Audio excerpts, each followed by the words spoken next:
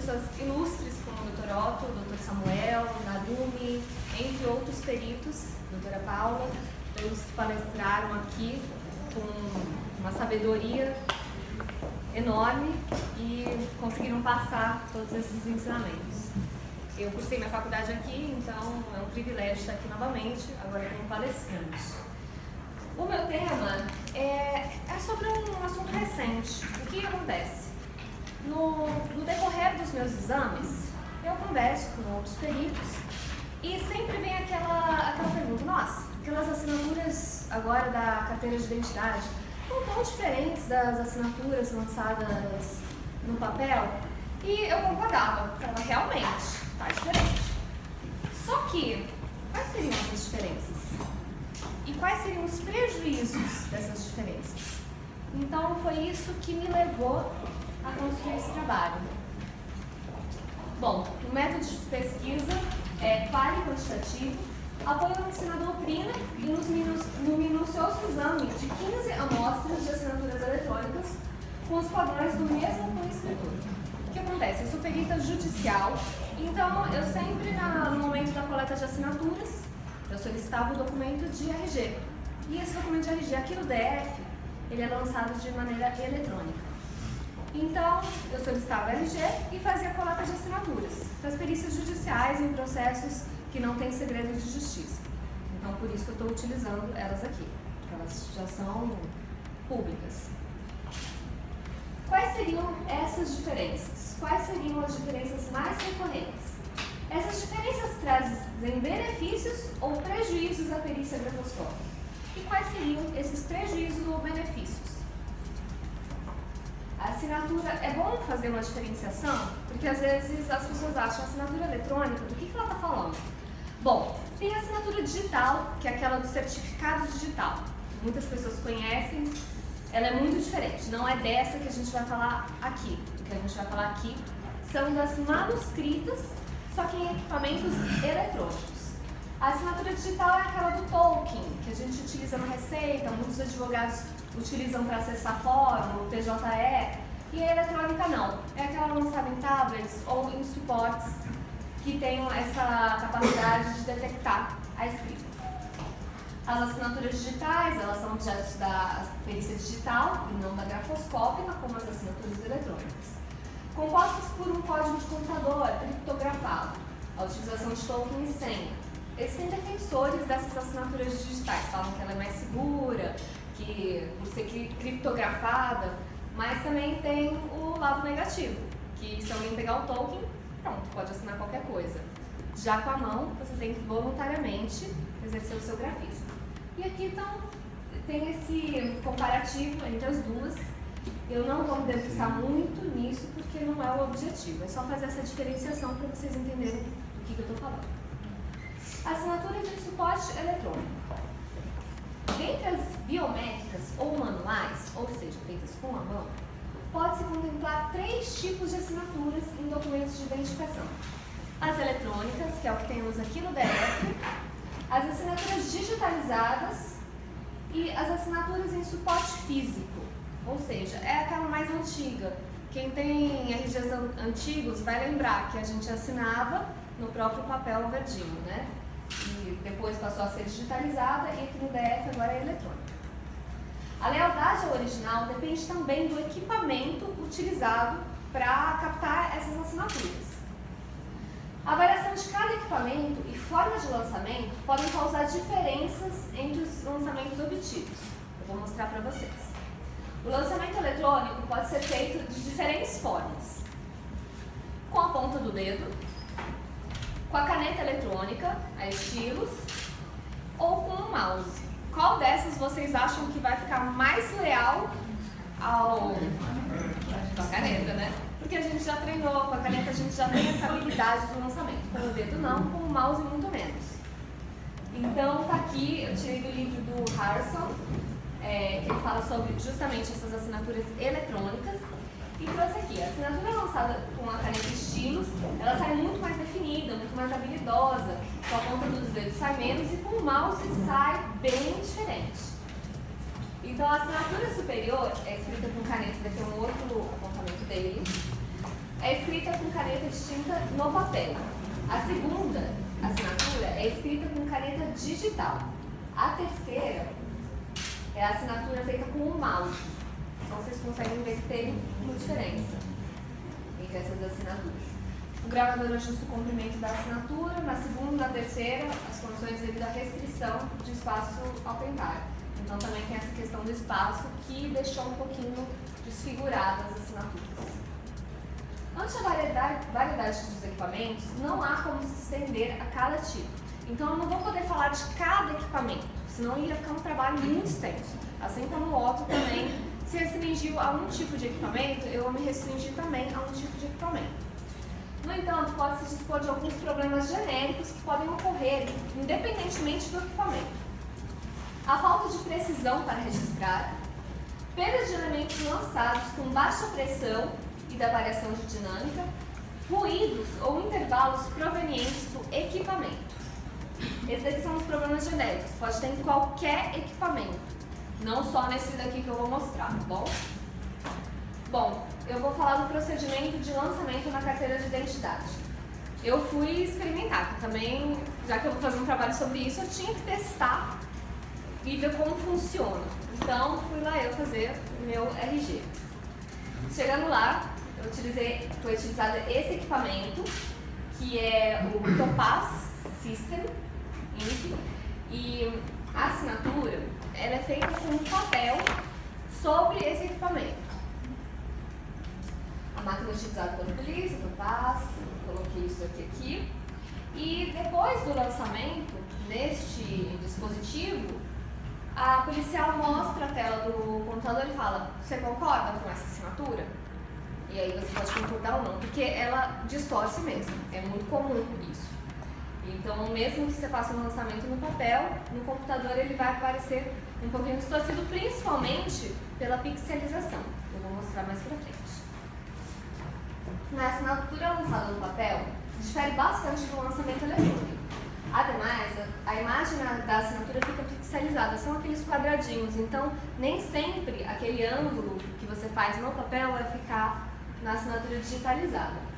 E no caso de sobreposição de traços, a máquina identifica como rasura e solicita um novo lançamento. Tinha um senhor na minha frente que estava efetuando os lançamentos e ele fazia algumas voltas e essas voltas, uma sobrepunha a outra e a máquina identificava como sobreposição. Então o policial falava: olha, você não pode fazer muita volta porque isso aí está fazendo a máquina detectar como rasura. Então ele teve que fazer alguma coisa ali para usar isso aí para aceitar. Análise das amostras. Agora é um momento. Nesse sentido, em prévia análise, busca identificar nas amostras os elementos a seguir. Bom, esses foram os elementos que eu mais verifiquei. Eu verifiquei em várias amostras. As siglas que foram implementadas foram para melhor identificar na hora da estatística, tá? Então, eu vi um prejuízo no estudo da dinâmica, porque a máquina não mostra aquela variação gradual de tinta que a gente tem no lançamento em papel, a tendência à angulosidade, ausência de ataques e remates especiais, oscilações assim, na velocidade do traçado, morfologia simplificada ou diferente, teve assinatura que saiu diferente, e falhas no traçado. Essas falhas, muitas vezes, por decorrência da máquina. Diferenças observadas. Prejudicado o estudo da dinâmica, que eu vou mostrar. Bom, o que aconteceu? Nesse daqui, houve um prejuízo em todos. O prejuízo no estudo da dinâmica, ele foi verificado em todas as amostras. Então, eu vou passar sempre mostrando, vai aparecer um prejuízo, mas é na assinatura inteira, então não tem como eu destacar um ponto só, tá? Falhas no traçado. A falha no traçado desse caso aqui, tá aqui, tá vendo? Houve essa falha. A tendência à angulosidade, eu demarquei um ponto aqui, ela pode até ter um pouquinho de angulosidade, mas aqui com um pouquinho mais na assinatura eletrônica, ela fica um pouco mais evidente. Oscilações no traçado, é aqui. Bom, as diferenças observadas nessa assinatura, nessa amostra, foi a ausência de ataques e remates. Bom, aqui você vê que a assinatura tem um ataque ensaiado, que é bem aqui. E entre outros ataques e remates especiais. E aqui a gente não vê essa mesma característica. Há um prejuízo no estudo da dinâmica. Então você vê a variação tonal, as estrias, tudo isso não é vislumbrado nessas assinaturas eletrônicas. Outra coisa, quando há guirlandas, sobreposições, a gente fica com dificuldade de fazer esse estudo, porque não tem essa diferenciação que a gente consegue na assinatura no papel. Bom, nessa assinatura também, prejuízo no estudo da dinâmica, ausências de ataques e remates, porque aqui está sobreposto, a gente não consegue nem ver. E tendência à angulosidade, então tem alguns pontos que ficam mais angulosos. As diferenças observadas nessa amostra foi prejuízo do estudo da dinâmica,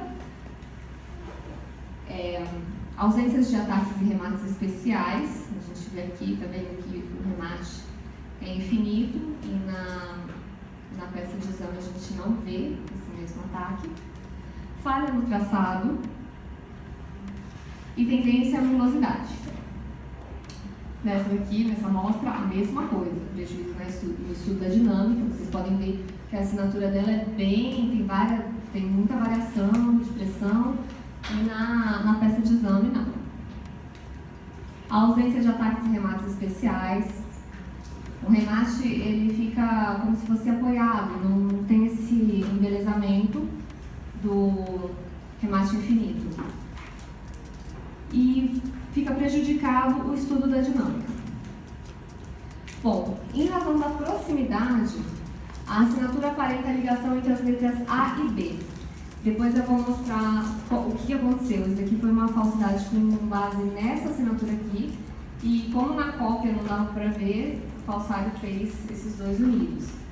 Então, se a pessoa não prestar atenção, pode achar que o A tem continuidade com a letra B. E o lançamento é efetuado com essa dinâmica, mas não é. Diferenças observadas nessas é a ausência de ataques e remates, morfologia simplificada ou diferente e prejuízo no estudo da dinâmica. Essa daqui ficou muito diferente, só que eu não tive a oportunidade de perguntar para a periciada, porque esse daqui foi um caso que eu fiz em 2015. Então, nem o telefone mais eu tinha para poder esclarecer. Eu até tentei ver se eu poderia conversar com ela, mas não consegui. Não consegui pegar o telefone, nem nada. A morfologia foi simplificada por alguma razão, que eu não posso identificar, e o estudo da dinâmica foi prejudicado. Bom, a lançadora confunde, não sei porque houve essa confusão, mas houve uma confusão no gesto gráfico nítido, e ela iniciou a letra por aqui. Então, não sei se foi intencional ou se ela teve que mudar por alguma razão, em razão do campo ser menor ou por alguma outra razão que possa ter passado. A morfologia simplificada ou diferente, essa daqui apresenta, essa daqui é uma senhora. E esse lançamento dela era perfeito na coleta de assinatura. Inclusive, a coleta foi posterior a esse documento. Então, no documento, ou ela machucou o braço, não sei que circunstância, mas saiu bem diferente. As oscilações no traçado, ausências de ataques e remates, ósseos oscilações, ausência de ataques e remates especiais, tendência à angulosidade e o prejuízo no estudo da dinâmica. Ela não faz esses padrões, essa angulosidade toda. Bom, essa aqui é outra, também teve ausência de ataques e remates especiais, oscilações no traçado, tendência à angulosidade, conforme apontado, e prejuízo no estudo da dinâmica. Essa aqui foi outra, também foi um senhor e eu não teria nem a oportunidade de conversar com ele, porque ele já era falecido na data do processo. Então eu consegui essa aqui no processo. Houve ausência do ataque e remate especiais e, inclusive, houve alguns traçados que não estão presentes na assinatura no papel. Pelo que eu entendo, pode haver uma detecção da caneta, que foi talvez por estar muito próxima ao suporte eletrônico. É uma suposição, é uma hipótese. Não posso afirmar porque eu não tirei essa dúvida. Então, essa morfologia é diferente, eu marquei aqui. A tendência à angulosidade e o prejuízo do estudo da dinâmica. Na da Patrícia, houve ausência de ataque em remates especiais, tendência à angulosidade. Vocês podem ver que nos grafismos do papel, ela tem as ligações muito mais arredondadas. E no documento de RG, estão totalmente angulosas. É bem diferente. E o prejuízo do estudo da dinâmica, que são todas as amostras. Bom, ausência de ataques e remates especiais, nessa amostra, tendência à angulosidade e falhas no traçado. Vocês conseguem ver que o José aqui, ele ficou cortado? O J do José? Provavelmente esse lançamento foi feito e aqui fugiu um pouquinho do campo, então não conseguiu detectar esse ponto. Nessa amostra, a ausência de ataques e remates especiais. Você vê que no padrão dele, ele tem um lançamento bem rápido e com um remate infinito. E aqui na peça de exame, a gente vê que não tem isso.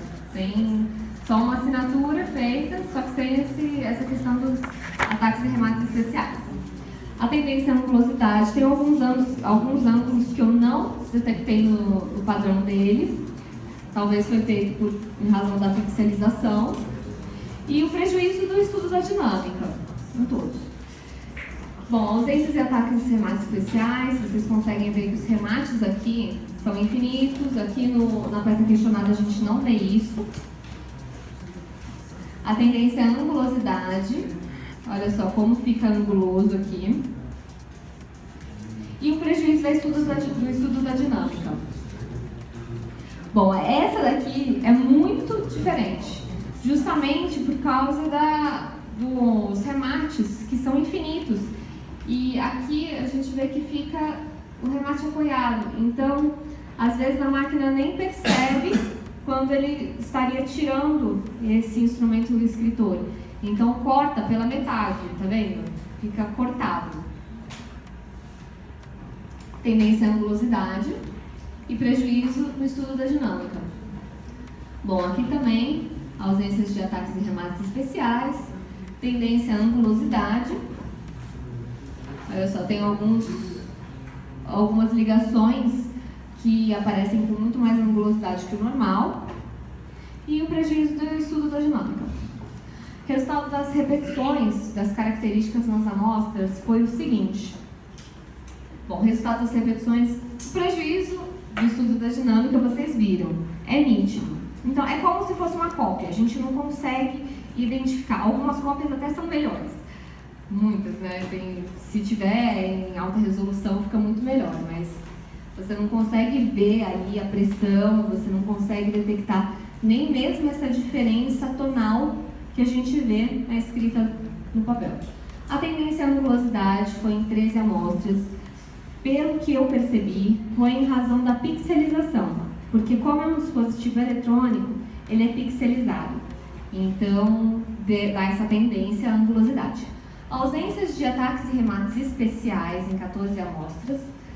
A ausência de ataques e remates especiais é decorrente a máquina, ela detecta, a partir do momento que você coloca o instrumento escritor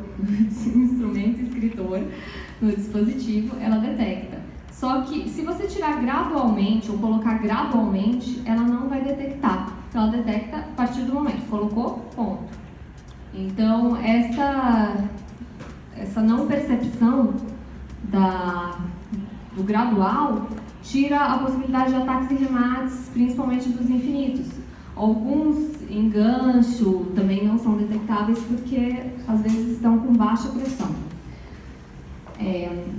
Oscilações no traçado também em 3 amostras, morfologia simplificada ou diferente em 3 amostras, falhas no traçado em 3 amostras. Bom, essas daqui foram as diferenças principais, que eu notei na maioria. E, pelo que eu percebi, elas são decorrentes dos equipamentos e não do punho escritor. E as oscilações no traçado, morfologia simplificada, falhas no traçado, essas não, essas estão em menos amostras. Por quê?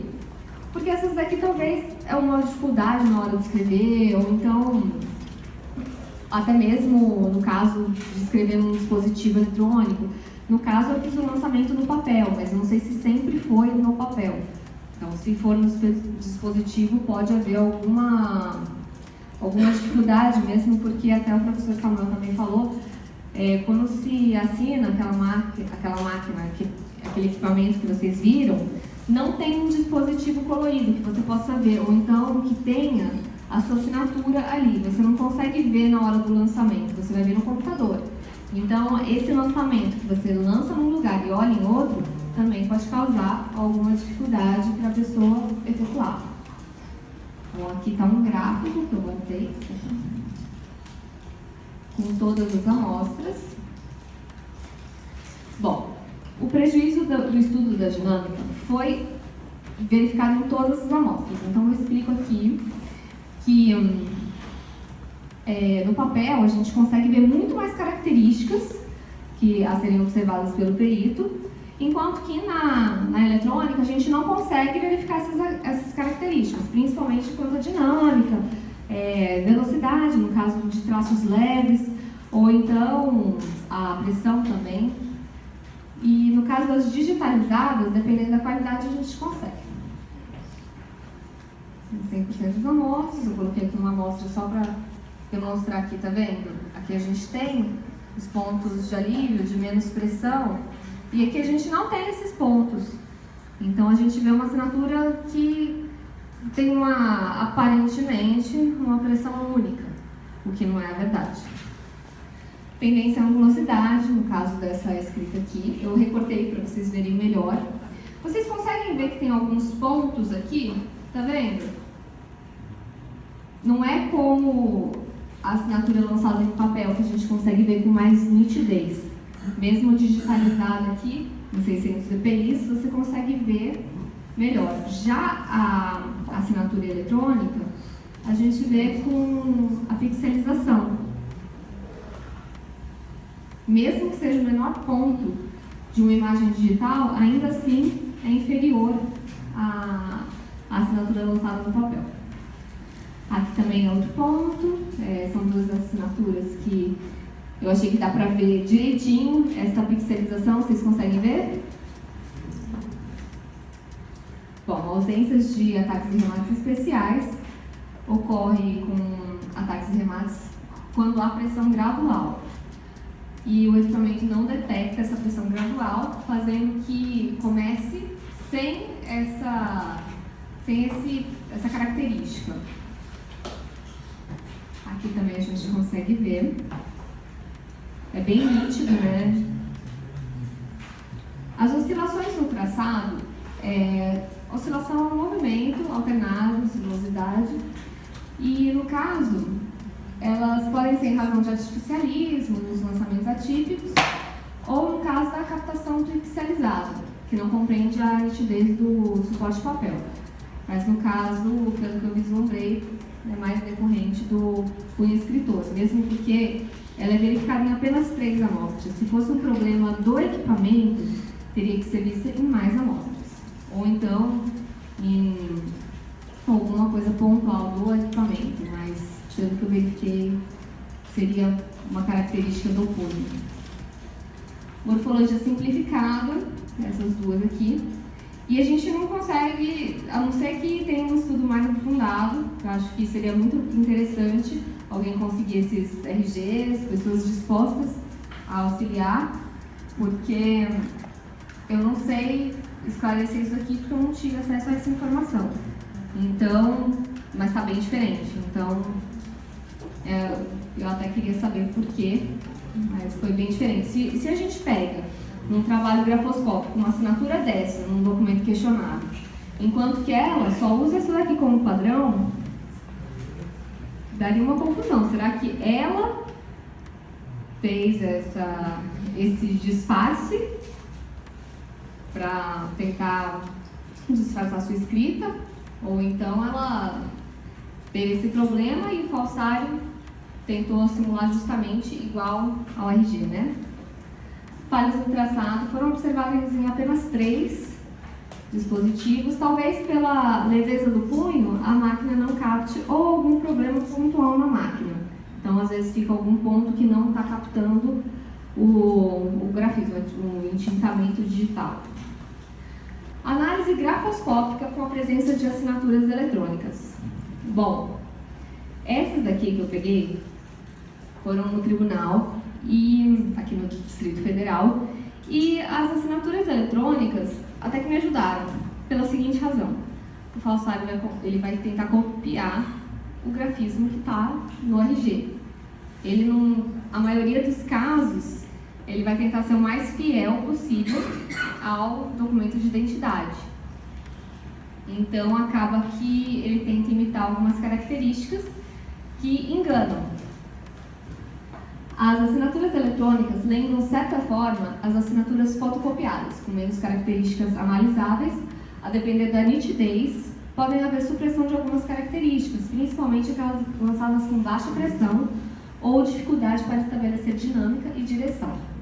Bom, aqui é outro problema, a gente não vai ter nem esquilo nem estria, então a gente não pode determinar, a não ser que seja alguma ligação, a gente pode determinar só por algumas características visíveis o trajeto, mas não pelas estrias. A possibilidade das referidas figurarem em um exame podem ser como peças questionadas ou como peças padrão. Nos exames com assinaturas eletrônicas como peça questionada, primeiramente, deve-se ater ao equipamento que coletou essas assinaturas. Por quê? Porque, pelo que eu li, esses equipamentos, a maioria, vai gravar na assinatura data e hora. Então, isso aqui já é mais uma informação para vocês colocarem. Então, às vezes, pode ter algum fator aí que influencie. Então, a data e hora, local, é interessante pegar essas informações. Visando também identificar as características provenientes da máquina. Como no caso em tela, os ataques e remates prejudicados ou prejuízo da dinâmica. E nos casos que há a possibilidade de se obter informação, os dados da assinatura questionada, data e hora do lançamento. Como peças paradigmas, não se presta como padrão único. Por quê? Porque elas têm menos elementos, então é por óbvio que você não vai usar só a assinatura do RG. A conclusão, Harrison prevê problemas forenses significativos no caso das análises de assinaturas eletrônicas, conforme esse trecho que eu coloquei. As imagens de baixa resolução gravadas por muitos sistemas de assinaturas eletrônicas fazem análise forense de sinais digitalizados, ou dificulta ou é indeterminada. Se essas preocupações não forem abordadas, o uso crescente de assinaturas eletrônicas pode criar problemas forenses significativos em casos de identificação de assinaturas. Nesse documento, os examinadores podem não ter perícia ou método para examinar as assinaturas eletrônicas. No caso, eu discordo dessa questão de não ter um método para analisar assinaturas eletrônicas.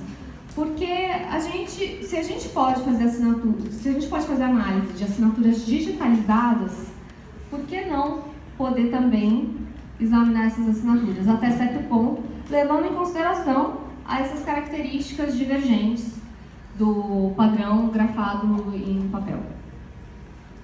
Outro benefício é que no caso de falsidade por imitação do documento de identidade, em razão das características decorrentes da digitalização, fica nítida a falsidade e de qual documento proveio a imitação. É justamente o que a gente viu na palestra do Samuel, vocês lembram? Que tinha justamente uma assinatura muito semelhante à carteira a CNH da pessoa, e foi justamente esse foi o padrão utilizado para falsificação. Então, no caso da Elizabeth, conforme eu falei também aqui, vocês conseguem ver que tem uma parada e retomada aqui. Todo mundo consegue ver? Até quem está no fundo? Esse aqui é o padrão dela. Então, ela faz primeiro ela sobe aqui, faz essa dinâmica e depois ela vai para a letra E. Essas aqui foram as assinaturas questionadas. Além de outras divergências, eu observei divergências justamente com essa ligação entre a letra A e letra B, o que ela não fazia no padrão dela. E no próprio documento de identidade, apesar da falta de nitidez, ficou bem claro que há uma separação.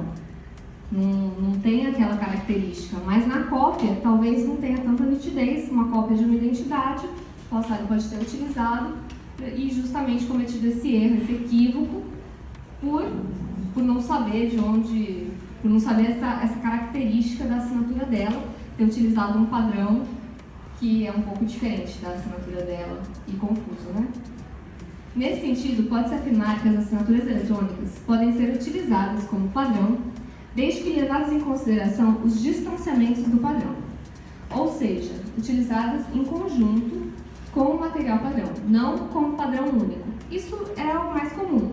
Ninguém vai fazer uma perícia grafoscópica com um único padrão. Então, se esse padrão for útil para alguma coisa, então vamos supor, para mostrar que a pessoa tinha aquela gênese durante aquele ano, acho interessante, mas utilizar aquelas características pode ser um pouquinho arriscado.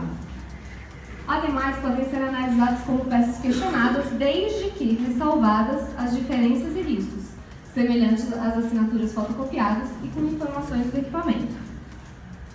Bom, para aprofundar, tem esse livro, que foi o que eu peguei a maioria das informações. É um livro americano, em inglês, e quem precisar para alguma análise nessa área, pode pegar esse livro e dar uma lida que é bem interessante. Vou conseguir terminar antes. Alguma pergunta?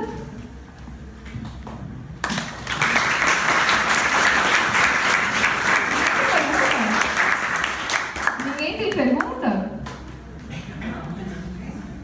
Tá bom, então. Depois eu acho que eu vou enviar um trabalho. Tem? Ah, então pode fazer. No caso prático, você só tem a RG nesse tipo de assinatura, só que a pessoa que tem a assinatura eliminada, ela é falecida. Não tem como mais ficar em padrão. E uma peça que é chamada é uma união estável. O único padrão que você tem é essa RG dela de assinatura. Se pode fazer. Bom, não se aconselha a fazer. O que eu te aconselharia? Como perito judicial, você pode pedir um ofício ao juiz para que seja determinada, aliás, um ofício, pedir para o juiz oficiar o Instituto de Identificação. Por quê? Porque no Instituto de Identificação, você vai ter, além desse modelo, que não é tão bom, você vai ter um modelo lançado em papel, porque você lança no formulário, na hora da confecção, tem um formulário, no caso do DF, tá? Desculpa! No caso do DF, que foi o que eu acompanhei, você tem o padrão também, você tem o padrão no papel, no formulário, tá? Que foi o que eu fiz, foi o que eu passei por esse procedimento. Mas nos outros, se você só tem um padrão desse, eu acho precário. Mas vamos arriscar, vamos raciocinar. Eu pensaria da seguinte forma: se essa assinatura questionada estiver muito próxima desse RG e não houver a variação da dinâmica, ou ataques e remates, ou todos os ataques e remates forem idênticos, eu vou suspeitar. Porque a tendência do punho é ter essa variabilidade, essa dinâmica. Então, você vai depender da qualidade da assinatura que está no. Sim. Essa daqui eu acho que se você quiser fazer um confronto só com uma, eu acho arriscado. Mas, no caso, a gente pode se pensar que se essa assinatura questionada, essa da união estável, estiver muito próxima do RG, não há variação de dinâmica, não há um ataque e remate que seja um pouquinho diferente, todos iguais, se tiver esse artificialismo, eu acho que essa assinatura pode correr o risco de ser falsa. Mas eu não afirmaria com toda certeza. Pode, doutor? Por que você precisa do ofício do juiz se você está nomeada perita no processo e a lei é clara que você pode diligenciar em qualquer órgão público as padrões necessários? Não é necessário você solicitar ao juiz por trabalho. Você tem que se apresentar lá ao Instituto Criminalístico, departamento, com o processo onde está a sua nomeação. Porque se eles questionarem, eles vão questionar a decisão do juiz. E a lei é bem clara que o perito pode diligenciar as padrões em qualquer órgão público que ele acha necessário. Portanto, não há necessidade, é uma pura perda de tempo, fazer a solicitação ao juiz.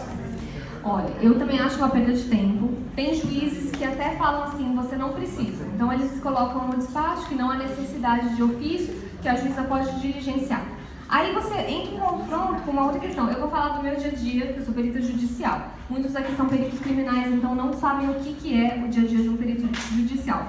Você não é polícia, você é só um perito nomeado pelo juiz para um caso, que é aquele caso que você vai examinar.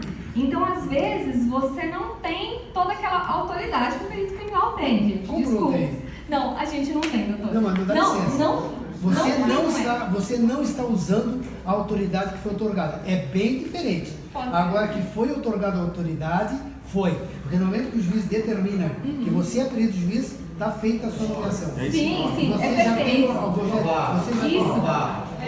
Segunda-feira, o que aconteceu no fórum? Não, eu vou contar um caso que aconteceu no Fórum de Brasília. Segunda-feira, não tem muito tempo. Então, segunda-feira, o perito judicial, foi lá, no caso não fui eu, porque se fosse eu solicitaria o ofício, porque eu acho melhor você chegar com todos os papéis ali, porque o Brasil gosta de papel, gente.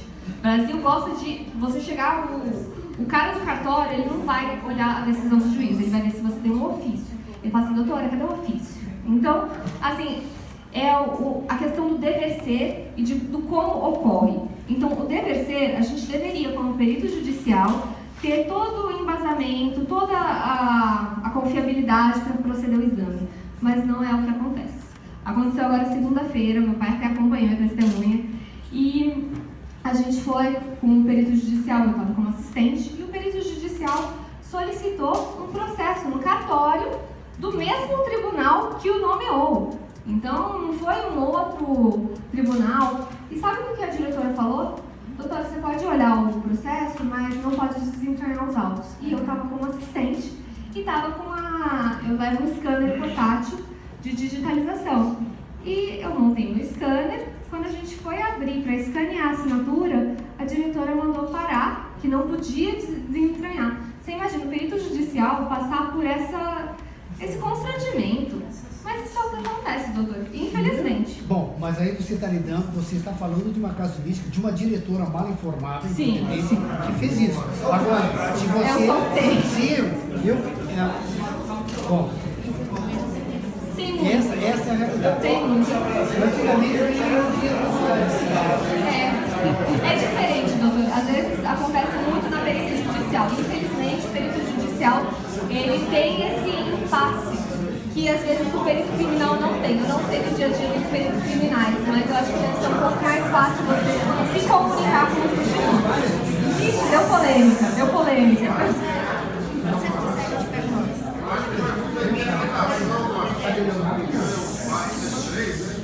Pode requerer documentos. Eu acho que vai ter interpretação. Já teve uma vez eu chegar e falar, sou perito, fui nomeado agora. Eu estou na porta da mesa. Eu falo assim, olha, então você não pode fazer escrito aqui que eu posso. Então você pode requerer, se você acha necessário, você pode requerer ao juiz para oficiar.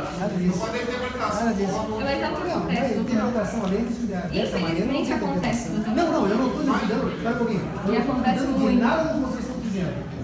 Eu sei que tudo que vocês estão falando acontece. Tudo que está falando, mas não é Não deveria ser. Não deveria ser. Concordo. Vai esperar que você tem, por exemplo, eu não sei quantos processos você tem na justiça, mas se você tem 20 processos judiciais, você vai requerer para todos lá, a mesma coisa não está vendo nada. Não, eu procedo da seguinte maneira. Está vendo nada, não vai exigir, você leva o processo, vai ao tabelião e ele vai dar acesso, não pode retirar, mas ele vai dar acesso ao documento. Tem casos em que não há necessidade, mas muitos solicitam esse ofício. A Junta Comercial do DF, por exemplo, solicita, cartórios também. Então há também essa necessidade de alguns locais não. Quando eu fui aqui no Instituto de Identificação, foi super difícil de eu conseguir, mesmo com ofício.